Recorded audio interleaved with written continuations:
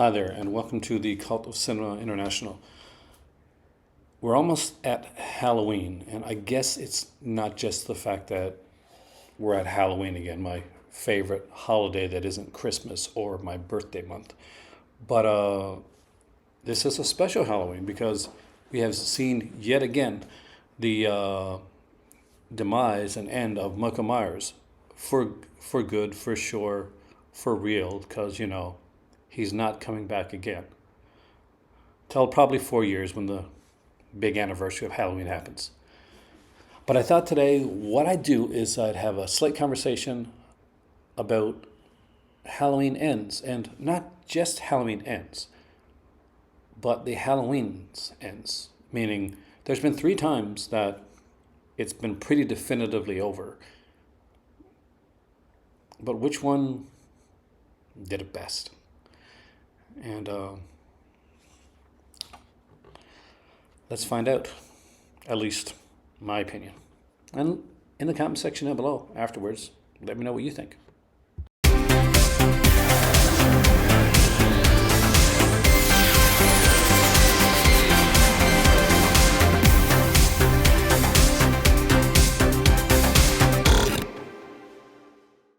So Halloween Ends was supposed to have ended back with Halloween 2.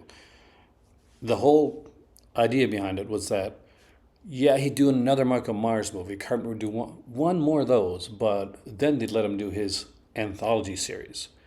And we got approximately one of those until recently, sort of.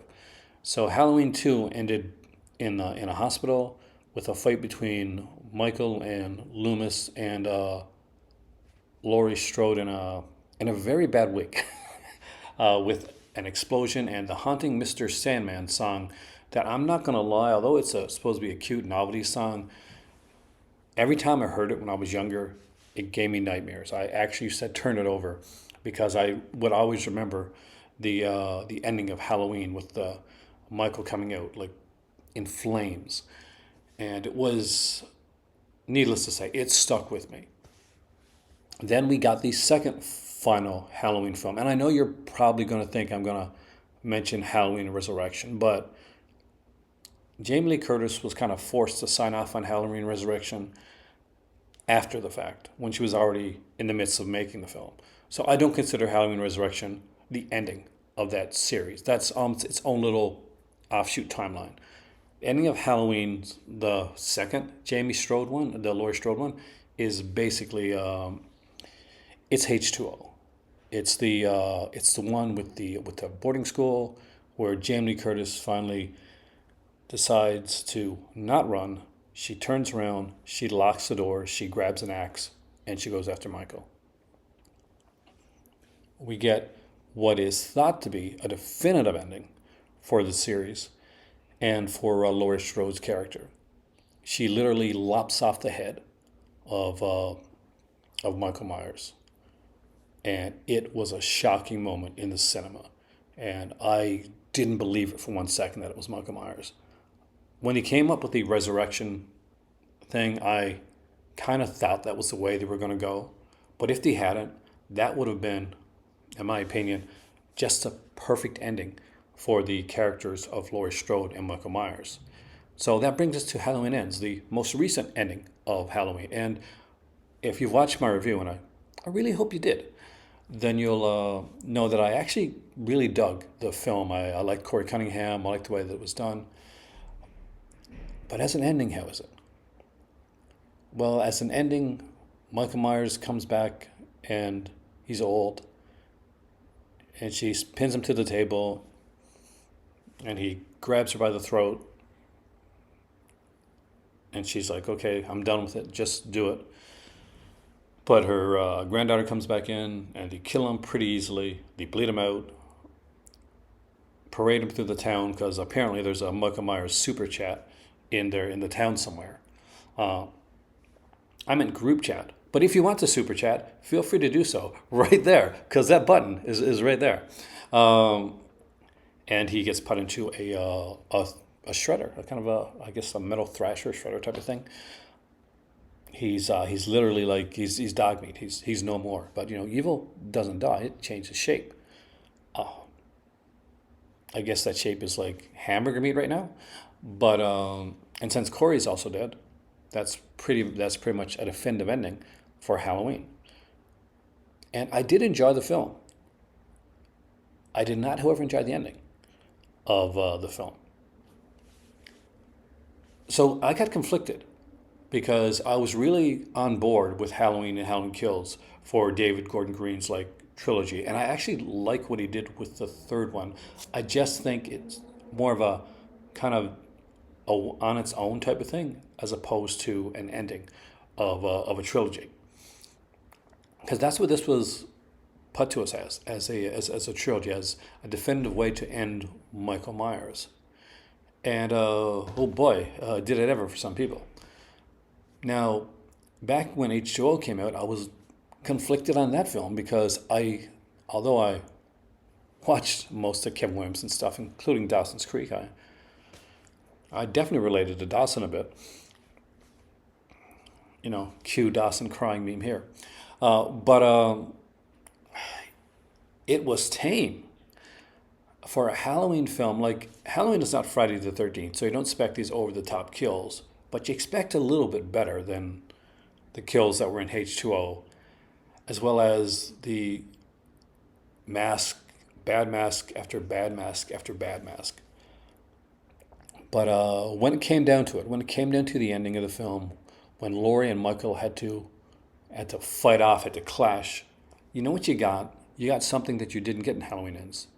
You got a conclusion, something that when you left the theater, even if you weren't like so on, like you're so on the more the teenage drama and the angst and all that type of stuff, you had a really good conclusion. You left satisfied, and that brings us back to Halloween 2, where we got to see Laurie. But Laurie, much in the case of she does in Halloween Kills, where she's also in hospital, does tend to get sidelined a bit. But we don't mind it so much because we got Loomis kind of picking up the slack. We do get a preposterous Laurie is Michael's sister put in there. I know some people dig that, and the only thing I can really say that's good about that is it gave us the Danielle Harris ones, which I really enjoy. I enjoy all of those. So, out of all three of them, what's the most satisfying conclusion for him? Well, as an old school fan, I kind of lean back to Halloween 2 because we get Loomis and Laurie together, the OG, and you just can't beat Sam Loomis in these. Donald Pleasance is incredible in these films here, but it's not the most satisfying ending. The most satisfying ending for between Michael and Laurie is always going to be, at this point, I think we're pretty much sure of this, H2O.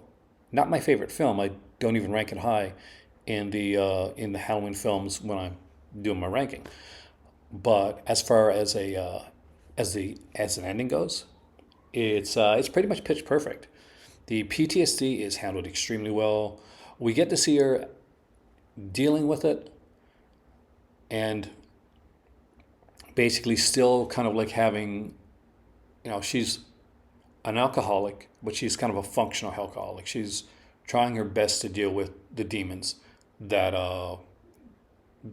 she's had to go through. And in H2O, she's had a lot more to go through because Halloween 1 and Halloween 2 exist. So that night at the hospital when all those people get killed, that exists. So when you see her trauma that she's had there and alcoholism and basically the way she's scared and she's taking herself away, not away from people, but away from like where she thinks she could get hurt or get anybody else, including her son, hurt. Now, in David Gordon Green's trilogy, her friends got killed, and she's literally become Linda Hamilton's character from Terminator, which it still makes sense because trauma can be handled in different ways, and it's different ways of looking at the character. I actually really liked her in the 2018 Halloween. I thought she did really great in Halloween Kills. I expected to see more of that in Halloween Ends. And as far as Laurie's character goes, she's really good. People wonder like why she's a little bit less, less traumatized when her daughter's died and almost the whole town has died. Why is she different? Why does it affect her differently? Well, because in Halloween 2018, she's tethered to Michael Myers. She is sure he's after her. And she bears the weight and the brunt and the responsibility of all of this for her entire life. Like wondering, okay, when's he going to get out? When's he going to come after me? Like, why does he want me? Why did I do this? My friends are dead because of me. In Halloween Kills, she finds out that he really, it was just coincidence. And there's no real reason. He didn't even remember her.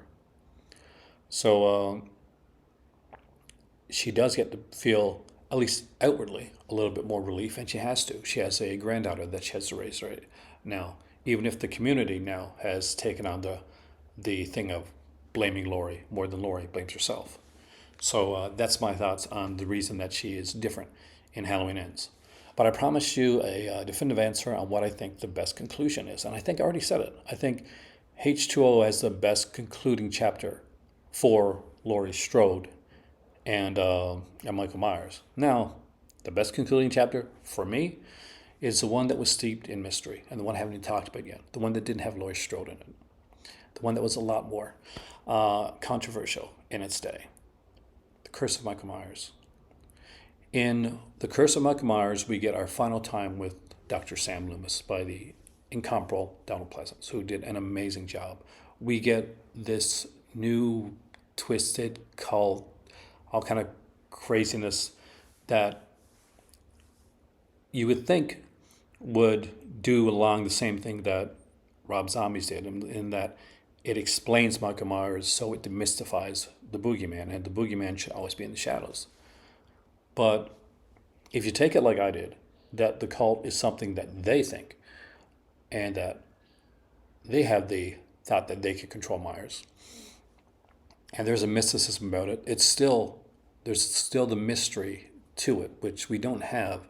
It's not a bad childhood. It's something mysterious and something we don't learn too much about, but we learn just enough about. And we get a final face-off with Loomis, where we get Paul Rudd, and I did like Paul Rudd. I'm going to say I like Paul Rudd as Tommy, but we also get Loomis and we get Michael, and we don't see the final face-off. Well, Loomis screams, and I like that.